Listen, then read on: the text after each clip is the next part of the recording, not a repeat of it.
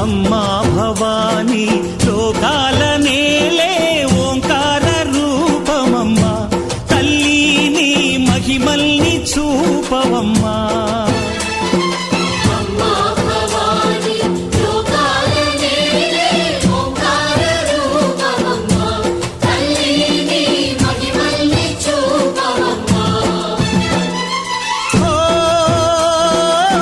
సృష్టికే దీపమా, శక్తికే మూలమా, సింహరథమే నీదమ్మా. అమ్మ దుర్గమ్మ భక్తులను దీవించుమా.